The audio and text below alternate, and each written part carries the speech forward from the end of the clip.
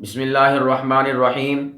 عزیزان محترم، سورہ فاتحہ کی آیت نمبر 5، 6 اور 7 میں ارشاد باری تعالیٰ ہے، انسان دعا کرتے ہوئے اپنے پروردگار سے کہتا ہے، اہدنا الصراط المستقیم، اے ہمارے پروردگار ہمیں سیدھی راہ دکھا، صراط الذین انعمت علیہم، ان لوگوں کی راہ جن پر تو نے انعام کیا، غیر المغضوب علیہم ولا الضالین، ان لوگوں کی راہ پر نہ چلانا جن پر تیرا غضب نازل ہوا اور گمراہی جن کا مقدر بنی۔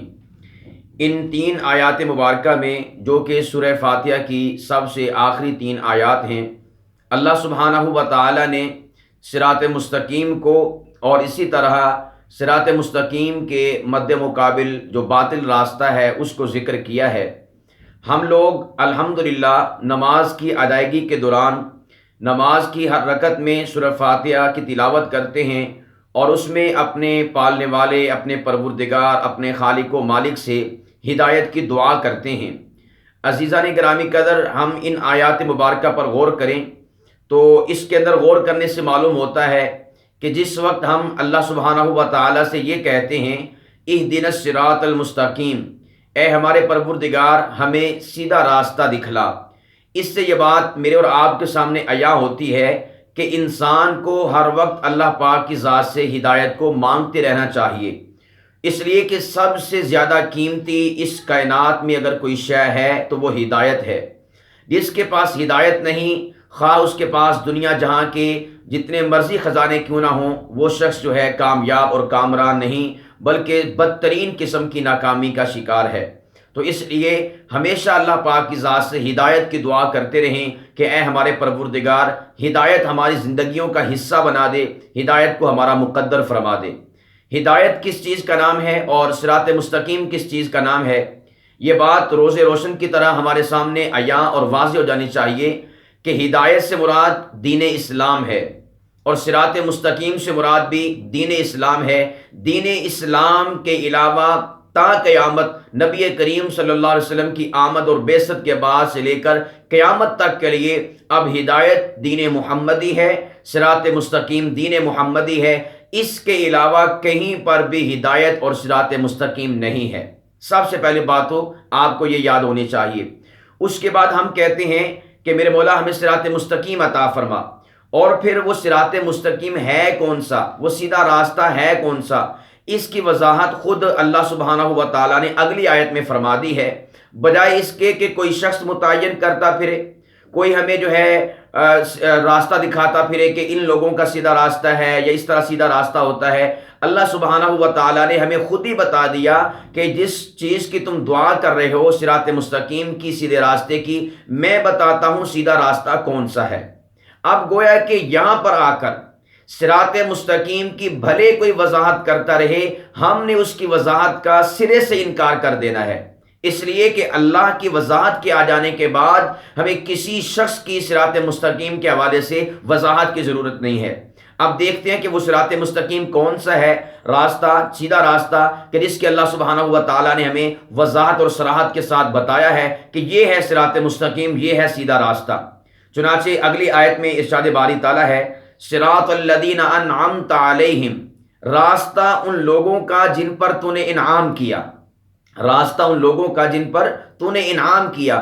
گویا کہ جن پر اللہ سبحانہ و تعالیٰ کا انعام ہوا وہی ہدایت کا راستہ ہے، وہی صراط مستقیم ہے، وہی سیدھا راستہ ہے، اس کے علاوہ کوئی بھی سیدھا راستہ نہیں۔ یہ بات بالکل واضح ہو گئی۔ اب یہاں پر پھر اگلا سوال بنتا ہے، پہلا سوال تو یہ تھا کہ صراط مستقیم کیا ہے۔ اللہ سبحانہ و تعالیٰ نے بتا دیا کہ صراط مستقیم ہے کہ جن پر میں نے انعام کیا، یعنی بندہ کہہ رہا ہے کہ پروردگار تو نے جن کے اوپر انعام کیا، تو اللہ پاک کی ذات نے بتایا کہ جن لوگوں پر میں نے انعام کیا وہ سیدھا راستہ ہے، وہ صراط مستقیم ہے۔ اب اگلا سوال یہ پیدا ہوتا ہے کہ کن کن لوگوں پر اللہ سبحانہ و تعالیٰ کا انعام ہوا، تاکہ ہم ان اشخاص کو متعین کر کے ہم ان کی اقتداء کریں، ہم ان کی پیروی کریں، ہم ان کے پیچھے چلیں، ہم ان کے نقش قدم پر چلیں۔ تو اس چیز کی بھی وضاحت ضروری ہے۔ تو اس حوالے سے یہاں پر اس چیز کی وضاحت بھی ہو جائے گی، اور اس کے ساتھ ساتھ اصول تفسیر کا ایک مسئلہ بھی آپ حضرات کے گوش گزار ہوگا کہ بسا اوقات قرآن کریم کی کسی آیت مبارکہ کی تفسیر اور تشریح، وضاحت اور صراحت قرآن کریم کی کوئی دوسری آیت کرتی ہے، جیسا کہ اسی آیت مبارکہ کی جو کہ سورہ فاتحہ کی 6 نمبر آیت ہے، صراط الذین انعمت علیہم، اللہ پاک کی ذات کا جن لوگوں پر انعام ہوا وہ انعام یافتہ افراد کون سے ہیں۔ اب یہاں پر تو اس کا ذکر نہیں ہے، لیکن اس آیت مبارکہ کی تفسیر اور تشریح، وضاحت اور صراحت یہ سورہ نساء کی آیت نمبر 59 میں موجود ہے۔ یعنی یہ بھی نہیں ہو سکتا کہ کوئی شخص جو ہے اس آیت مبارکہ کو پڑھ کر آپ کے سامنے جو ہے وہ شیکسپیئر کا ذکر کرتا رہے، آپ کے سامنے جو ہے کسی اور شخصیت کا ذکر کرتا رہے کہ فلاں انگریز جو ہے وہ انعام یافتہ تھا، فلاں عیسائی جو ہے وہ انعام یافتہ تھا، فلاں کے اوپر دیکھو اللہ پاک کی ذات نے کتنے انعام نازل کیے، اس کے پاس تو سلطنت تھی، دولت تھی، اس کے پاس عہدہ تھا، اس کے پاس فوج تھی، اس نے یہ کیا وہ کیا۔ گویا کہ اس حوالے سے بھی آپ کو کوئی کنفیوز نہیں کر سکتا، کوئی پریشان نہیں کر سکتا، کوئی غلط راستے کے اوپر لگا نہیں سکتا، کسی غلط انسان کسی غلط راستے کے اوپر چلا نہیں سکتا۔ اللہ پاک کی ذات نے میری اور آپ کی ہدایت کے لیے ایک ایک چیز کا بندوبست کیا ہے۔ عزیزان گرامی قدر، کمی ہماری طرف سے ہوگی اگر ہم نے خداوند قدوس کی اس ہدایت کو ایکسیپٹ اور قبول نہ کیا۔ تو آئیے دیکھتے ہیں کہ وہ انعام یافتہ افراد کون سے ہیں، کامیاب ترین افراد کون سے ہیں، اور اسی طور پر فلاح و بہبود کا حسین امتیاز جن کی زندگیوں کو حاصل ہوا وہ افراد کون سے ہیں۔ ہمیں کسی کی وضاحت کی ضرورت نہیں ہے کہ کوئی ہمیں بتائے کہ فلاں انعام یافتہ ہے، دیکھو فلاں کامیاب ہے۔ ہم تو دیکھیں گے کہ قرآن کریم کن کو کامیاب اور انعام یافتہ لوگ قرار دیتا ہے۔ چنانچہ سورہ نساء آیت نمبر 59 میں ارشاد باری تعالیٰ ہے، وَمَن يُطِعِ اللَّهَ وَالرَّسُولَ، فرمایا کہ جو شخص اللہ اور اس کے رسول کی اطاعت کرے گا، فَأُولَٰئِكَ مَعَ الَّذِينَ أَنْعَمَ اللَّهُ عَلَيْهِم مِّنَ النَّبِيِّينَ والصدیقین والشہداء والصالحین، تو فرمایا کہ وہ ان لوگوں کے ساتھ ہوگا، یعنی جو اللہ کے رسول کی اطاعت کرے گا، فرما برداری کرے گا، تو وہ شخص ان لوگوں کے ساتھ ہوگا جن پر رب نے انعام فرمایا، اولئک الذین انعم اللہ، جن پر اللہ کا انعام ہوا۔ اب وہ پروردگار ہمیں بتا تو صحیح تیرا انعام کن کن لوگوں پر ہوا، تو اللہ پاک کی ذات آگے وضاحت فرماتے ہیں کہ میرے انعام یافتہ افراد کون سے ہیں۔ فرمایا نمبر 1 من النبیین، انعام یافتہ افراد میں سے سب سے پہلا گروہ ہے، سب سے پہلی جماعت ہے انبیاء علیہم السلام کی۔ نمبر 2 والصدیقین، صدیقین کی جماعت ہے۔ نمبر 3 والشہداء، شہداء کی جماعت ہے۔ اور نمبر 4 والصالحین، اور نیک اور صلحاء لوگوں کی جماعت ہے۔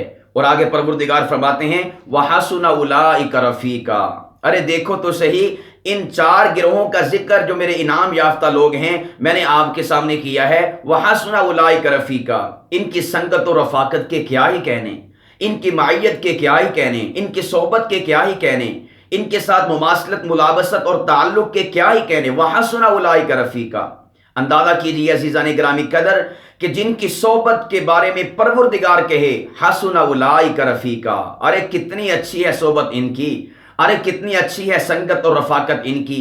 تو آپ خود اندازہ کریں ان کے صحبت میں بیٹھنا، ان کی صحبت کو حاصل کرنا، ان کی سنگت و رفاقت میں آنا، خواہ جسمانی طور پر ہو خواہ روحانی طور پر ہو، عمل اور کردار کے اعتبار سے ہو، تو آپ اندازہ کیجئے کہ وہ کتنا جو ہے بہترین عمل ہوگا، بہترین ہمارا کام ہوگا، بہترین ہمارا نصیبہ ہوگا، بہترین ہماری خوش نصیبی ہوگی کہ اگر ہمیں ان لوگوں کی صحبت میسر آ جائے۔ تو آپ کے سامنے 3 چیزوں کی ابھی تک وضاحت ہوئی۔ نمبر 1 صراط مستقیم کی ہم ہدایت کرتے ہیں۔ صراط مستقیم یعنی سیدھا راستہ کیا ہے؟ انعام یافتہ لوگوں کا راستہ کہ جن پر رب نے انعام کیا۔ اب وہ انعام یافتہ افراد کون سے ہیں اس کا جواب بھی اللہ نے دے دیا۔ نمبر 1 انبیاء کا گروہ، نمبر 2 صدیقین کا گروہ، نمبر 3 شہداء کا گروہ، اور نمبر 4 صالحین کا گروہ۔ اس کے علاوہ صراط مستقیم کوئی نہیں، اس کے علاوہ انعام یافتہ افراد جو ہیں وہ کوئی نہیں۔ اس بات کو واضح طور پر سمجھ لیجئے، آج کے اس دور پرفتن کے اندر آپ کو بیشتر ایسے لوگ ملیں گے جو آپ کو دھوکہ دیتے پھریں گے، کبھی اس کی راہ پر چلائیں گے، کبھی اس کی راہ پر چلائیں گے۔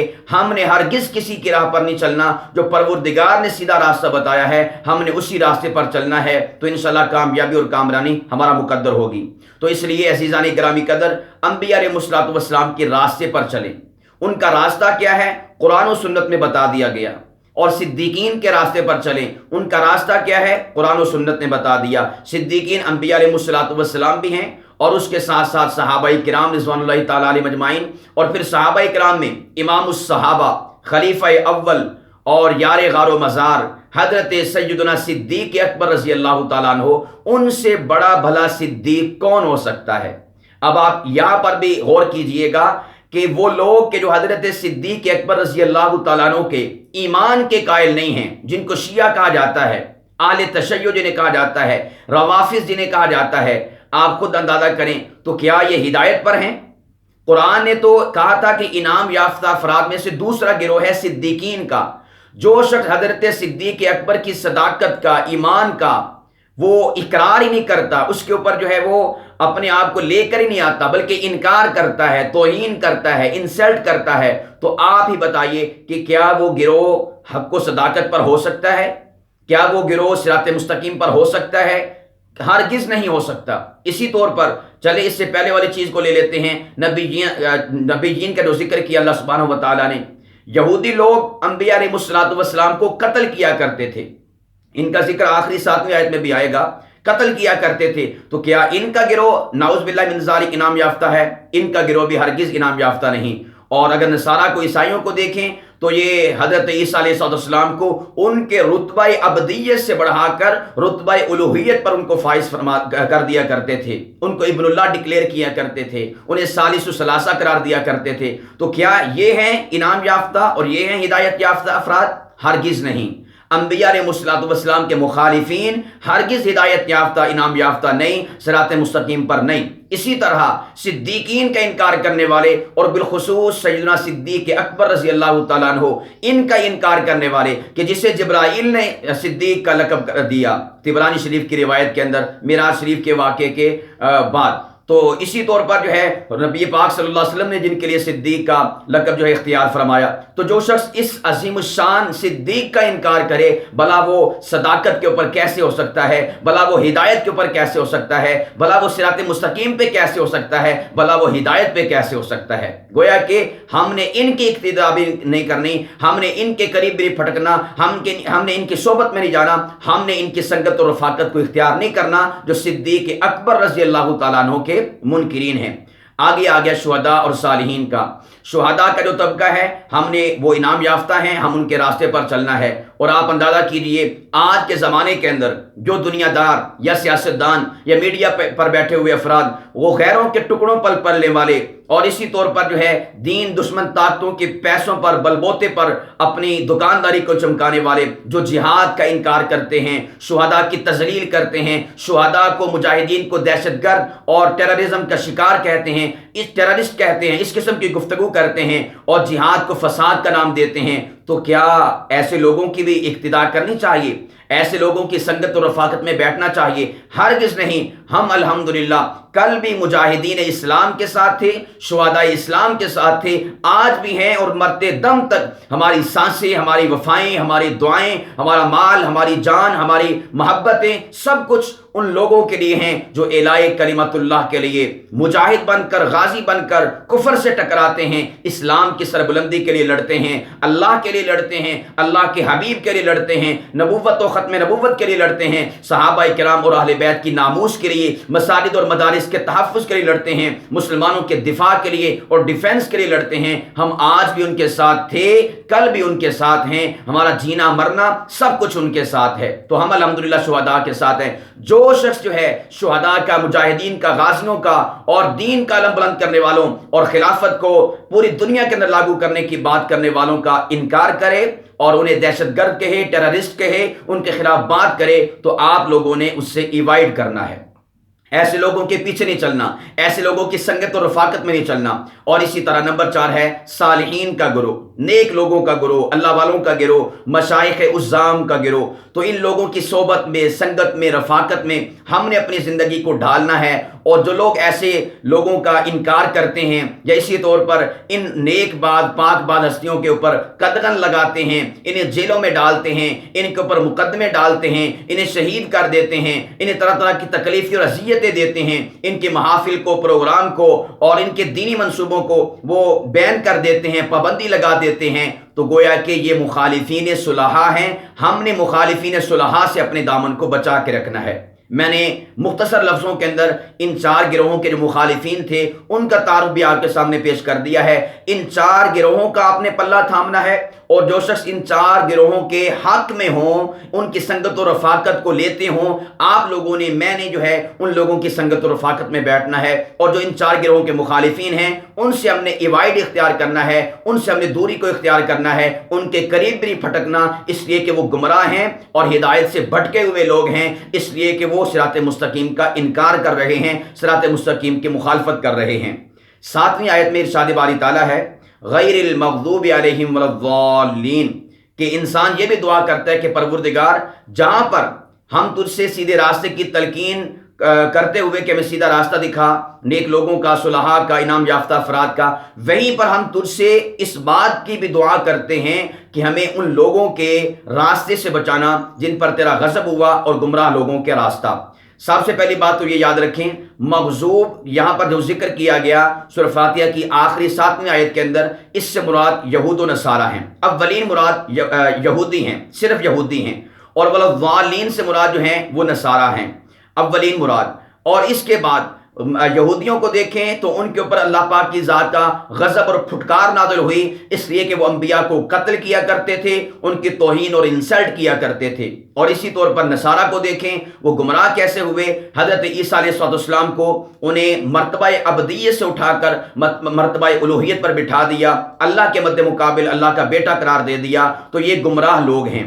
ہم نے یہودیوں سے بھی اپنے آپ کو بچا کے رکھنا ہے، عیسائیوں سے بھی اپنے آپ کو بچا کے رکھنا ہے، ان کی تہذیب و تمدن کا، ان کے لائف سٹائل کا برسرے میدان جو ہے ہم نے انکار کرنا ہے، اس لیے کہ یہ مغضوب بھی ہیں اور ضال بھی ہیں، یہ گمراہ لوگ بھی ہیں، ان سے اپنے آپ کو بچا کے رکھنا ہے۔ اور اس کے ضمن میں دوسری چیز جو ہے یہ بات یاد رکھیں کہ صرف مغضوب سے مراد یہودی ہی نہیں ہے، بلکہ قرآن پاک کی عمومیت کے لحاظ سے ہر وہ شخص جو ہے مغضوب ہے کہ جس کے اوپر پروردگار نے کسی بھی عمل کے اعتبار سے پھٹکار نازل کی ہو۔ جس طرح یہودی ہیں، ان کے اوصاف جو ہیں ان کے اندر مختلف قسم کی چیزیں پائی جاتی ہیں، انبیاء علیہ السلام کا قتل ہے، اور اسی طور پر جو انہیں دین کی اور صحیح راستے کی تلقین کرتے ہیں ان کے ساتھ بیر اور دشمنی رکھنا ہے۔ تو یہ اوصاف جن میں پائے جائیں، بھلے وہ مسلمانی کا دم کیوں نہ بھرتا ہو، وہ بھی گویا کہ مغضوب میں شمار ہوتا ہے، اس کے اوپر بھی اللہ پاک کا غضب اور اللہ پاک کی پھٹکار ہے۔ اور اسی طور پر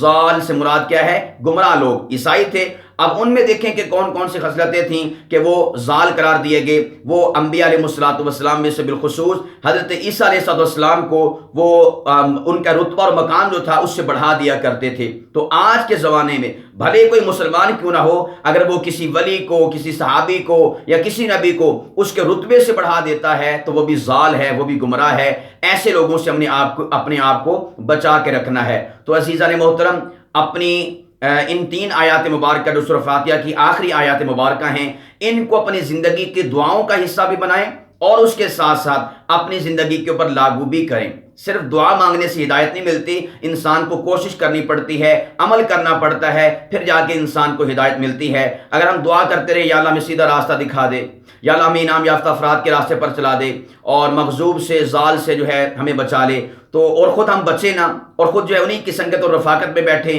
اور مسجد میں نہ آئے، نیک صلاح کی لوگوں کی صحبت میں نہ بیٹھیں، اور مغضوب اور ضال کی صحبت میں بیٹھتے رہیں، ان کی تہذیب اور تمدن کو اپناتے رہیں، ساتھ ساتھ یہ دعائیں بھی کرتے رہیں، تو یاد رکھیے گا یہ مذاق تو ہوگا، دعا نہیں ہوگی۔ آپ خود اندازہ کیجئے، ایک بندہ جو ہے اپنی دوائی ہے، بروفن ہے، ڈسپرین ہے، یا کوئی بھی دوائی ہے، اس کا نام لیتا رہے تو کیا اسے شفا مل جائے گی؟ نہیں، وہ اس کو اپنی پیٹ میں داخل کرنا پڑے گا، زندگی میں لانا پڑے گا، اس کے اوپر عمل کرنا پڑے گا ڈاکٹر کی ہدایت کے مطابق، تو تب جو ہے تندرستی اس کا مقدر بنے گی۔ اسی طور پر صرف دعا کرنا کافی نہیں ہے، بلکہ دعا کے ساتھ ساتھ جو اللہ پاک کی ذات نے صراط مستقیم بتلایا اور دکھایا اور سمجھایا ہے، اس کے اوپر چلنا بھی یہ ہماری ذمہ داری ہے۔ اب یہ نہیں کہ ہم نماز میں تو اہدنا الصراط المستقیم کی دعا کرتے رہیں، نماز سے باہر ہماری کٹنگ مغضوب اور ضال والی، یہود و نصارہ والی، اسلام دشمن طاقتوں والی، اور اسی طور پر ہماری جو ہے نماز کے اندر تو اہدنا الصراط المستقیم، اور نماز سے باہر ہمارا لباس یہود و نصارہ والا، غیر اسلامی لباس، نماز کے اندر تو اہدنا الصراط المستقیم اور نماز سے باہر ہماری تجارت یہود و نصارہ والی، ہمارا اٹھنا بیٹھنا یہود و نصارہ والا، ہماری زندگی کا لائف سٹائل یہود و نصارہ والا. تو یاد رکھیے گا یہ آپ مذاق کر رہے ہیں، آپ دعا نہیں کر رہے، آپ اس معاملے میں سیریس نہیں ہیں. آپ کو اس معاملے میں سیریس ہونا ہوگا. یاد رکھیے گا سب سے بڑی دولت اس کائنات کے اندر ہدایت اور صراط مستقیم کے علاوہ کچھ نہیں. اس کو جس آدمی نے پا لیا وہ یقین جانے دنیا اور آخرت کے اندر کامیاب اور کامران ہو گیا. تو اس لیے خدا را آپ اس معاملے میں سیریس ہو جائیں. جس چیز کی دعا آپ نماز میں کرتے ہیں اپنے عمل کے اندر بھی اس کو لے کر آئیں. اس کا طریقہ کار کیا ہے؟ نماز میں دعا کیجئے اہدنا الصراط المستقیم صراط الذین انعمت علیہم غیر المغضوب علیہم ولا الضالین. اور اس کے علاوہ اپنی نماز کی زندگی، نماز کے بعد والی زندگی کے اندر انعام یافتہ افراد کی سنگت اور رفاقت، ان کے راستے پر چلیے. اور جو مغضوب اور ضال ہیں، جو غضب شدہ اور اسی طور پر اللہ تعالیٰ کی ذات کی بارگاہ سے راندہ درگاہ گمراہ لوگ ہیں، ان کے راستے سے اپنے آپ کو ہٹا لیں، کنارہ کشی اختیار کر لیں. تو پھر آپ جو ہیں ہدایت کے اوپر ہوں گے، ورنہ پھر آدھے تیتر اور آدھے بٹیر ہوں گے. اور یہاں پر یہ بھی بات آخر میں سنتے جائیے کہ عام طور پر آپ نے سنا ہوگا کہ لوگ کہتے ہیں جی سب سے محبت کرو، یہودیوں سے، عیسائیوں سے، سب سے محبت ہونی چاہیے، انسانیت سے محبت ہونی چاہیے. یاد رکھیے گا یہ میٹھا زہر ہے جو آپ کو خوبصورت لبادے کے اندر، خوبصورت ریپر کے اندر جو ہے وہ پیش کیا جا رہا ہے اور آپ کو کھلایا جا رہا ہے. کیا قرآن کریم محبت کا درس نہیں دیتا؟ قرآن کریم اللہ پاک کی ذات کو پتہ ہے کس سے محبت کرنی کس سے نہیں. دیکھو کتنی وضاحت کے ساتھ، کتنی کھلی دلیل کے ساتھ جو ہے ان سے بتلایا گیا ہے کہ ان سے آپ نے کنارہ کشی کو اختیار کرنا ہے، ان کے راستے پر نہیں چلنا، ان کی سوسائٹی کو نہیں اپنانا، ان کی تہذیب اور تمدن کو نہیں اپنانا، ان کے لائف سٹائل کو نہیں اپنانا. غیر المغضوب علیہم ولا الضالین، وہ آپ کا غیر ہیں، وہ آپ کا غیر ہیں، آپ کے علاوہ ہیں، وہ آپ کے سوا ہیں، وہ آپ کے نہیں ہیں. تو اس لیے جو شخص اس بات کی تلقین کرتا ہوا آپ کو دکھائی دے کہ سب کے ساتھ محبت، سب کے ساتھ محبت، ہم سب ایک ہیں، انسانیت ایک ہے، یاد رکھیے گا وہ آپ کو میٹھا زہر دے رہا ہے. جہاں پر اسلام کی محبت آپ کے دل کے اندر ہونی چاہیے، جہاں پر یہ صراط مستقیم ہے، اس کے ساتھ ساتھ صراط مستقیم اور ہدایت یہ بھی ہے کہ آپ کے دل کے اندر کفر سے نفرت ہونی چاہیے. جو اللہ کے غضب شدہ لوگ ہیں ان سے نفرت ہونی چاہیے، گمراہ لوگوں سے آپ کے دل کے اندر نفرت ہونی چاہیے. اللہ سبحانہ و تعالیٰ کی بارگاہ اقدس میں التماس اور دعا ہے کہ خداوند قدوس ہمیں مرتے دم تک صراط مستقیم ہدایت پر انعام یافتہ افراد کے جو راستہ ہے اس کے اوپر چلنے کی توفیق عطا فرمائے، اور مرتے دم تک جو ہے مغضوب اور ضال گمراہ لوگ ان کے راستے سے ہم سب کو بچنے کی توفیق عطا فرمائے. وما علینا الا البلاغ المبین.